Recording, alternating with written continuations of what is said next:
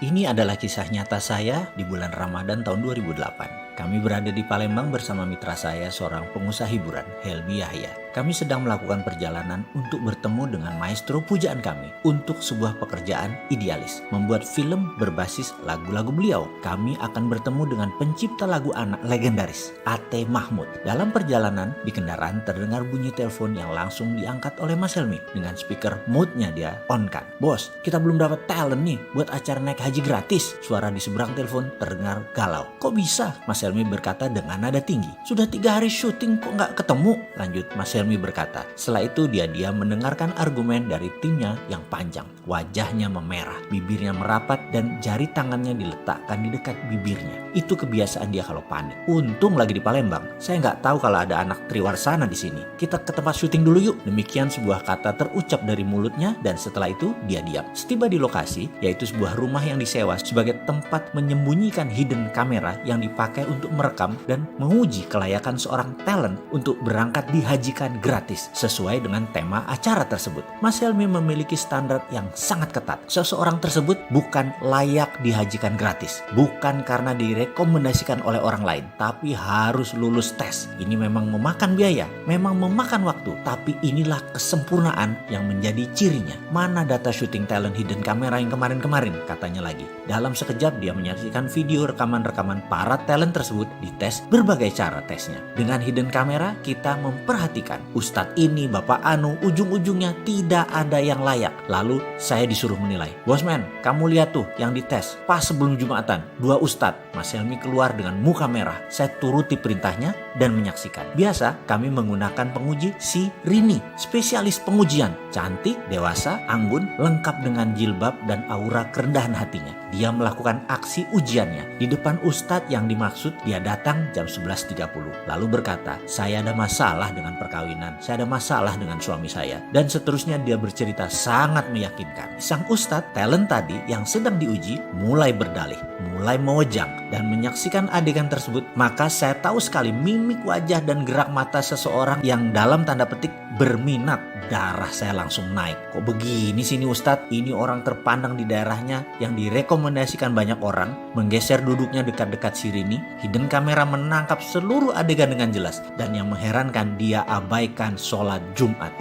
Hilang rasa hormat dalam hati ini. Dasar buaya, saya berkata dalam hati. Di video satunya setali 3 uang sama saja. Malah Rini pakai dipegang-pegang lagi pundaknya. Setiap beberapa kalimat dia menyentuh bagian tubuh Rini di tangan, seperti menepis kotoran dari jilbab Rini. Dan padahal nggak ada apa-apa. Darah emosi saya naik memuncak. Gile nih, sama aja, dasar bandot semuanya. Saya mendadak sangat marah. Sebagai pria, tahu banget niat laki-laki macam itu. Emosi saya naik. Saya keluar ruangan. Mas Helmi nafasnya turun naik dengan cepat. "Gila nih, besok naik tayang jam 4 sore belum ada talent." "Di mana Rini?" "Lagi ada talent Pak, deket sini Pak." Demikian seorang staf Triwarsana menjawab. "Nih lagi kita tes, live tuh di ruang belakang." Bergegas kami melihat seluruh kru berharap-harap cemas. Mukanya semua tegang. "Jauh nggak dari sini?" saya bertanya. "Enggak Mas, paling 500 meter." Jawaban kameramen Triwarsana. "Siapa dia?" saya tanya. "Dia guru bahasa Indonesia, kalau sore ngajar ngaji." Demikian komentar staf Triwarsana. Dalam monitor terlihat seorang bapak sedang duduk kelelahan. Dia habis ngajar ngaji. Di masjid masuklah Rini. Dengan gayanya yang meyakinkan dia berkata, "Pak, saya ada anak usia 8 tahun, kelas 2 SD. Saya sudah tidak kuat merawatnya." Dipotongnya kalimat tadi ditambah dengan emosi. "Nakal banget Pak dia. Saya mau buang aja. Saya mau kasih bapak aja. Saya udah gak tahan ngurus anak itu." Si Rini menyelesaikan kalimat dengan muka memerah dan membetulkan jilbab sehingga lekuk tubuhnya sengaja yang berbentuk seksi tersebut terlihat. Sang bapak membuang muka. Kemudian dia menundukkan sambil menjawab, "Aku terima." "Maksud Bapak?" kata si Rini lagi. "Ya, sini anak itu, aku rawat dia. Ini pasti kehendak Allah. Aku ikhlas." Dia menjawab sambil menundukkan wajahnya. Muka Rini terlihat gugup. Boleh saya serahkan ke Bapak anak ini hari ini? Rumah kami jauh Pak, di 7 Ulu." Rini menambahkan bobot ceritanya. Sang bapak memiringkan pantatnya, di rogoh sakunya ada uang ribuan berlembar-lembar, kira-kira 15 lembar. Dia berkata, "Uangku hanya segini, diberikan ke Rini semuanya. Kamu ambil angkot, bawa anak itu kemari," tuturnya dengan santun. Setiap adegan ini kami menyaksikan dengan tegang. Bahkan penduduk sekitar mulai menggerombol di tempat kami. Sesak udara ruang monitor tersebut. Ayo kita ke sana, full kamera, kata Mas Helmi memecahkan ketegangan. Bergegas kami berangkat. Penduduk sekitar mengikuti gerak kru sebanyak 15 orang. 3 kamera, 2 sound boom sangat menarik perhatian warga kampung sekitar. Setibanya kami di lokasi, kamera langsung keluar dari segala penjuru. Sang bapak terkejut, wajahnya bingung. Kemudian Mas Helmi Yahya muncul dengan mengatakan, Alhamdulillah, bapak dapat hadiah naik haji gratis. Sang bapak terkejut bukan main. Wajahnya bergetar, giginya bergemerutuk, tak bisa berkata-kata, bersujud di sajadah berkali-kali. Dan selang beberapa menit hadir penduduk sekitaran, kira-kira 500-an warga kampung sekitaran, dan tanpa komando mengumandangkan kata-kata labaik Allahumma labaik. 500-an orang lebih meneriakkan kata-kata tersebut berulang-ulang. Bergetar kami semua. Air mata saya turun tanpa sebab. Saya bertanya pada seorang ibu yang berdiri sambil menangis. Siapa dia, Bu? Tanya saya. Oh,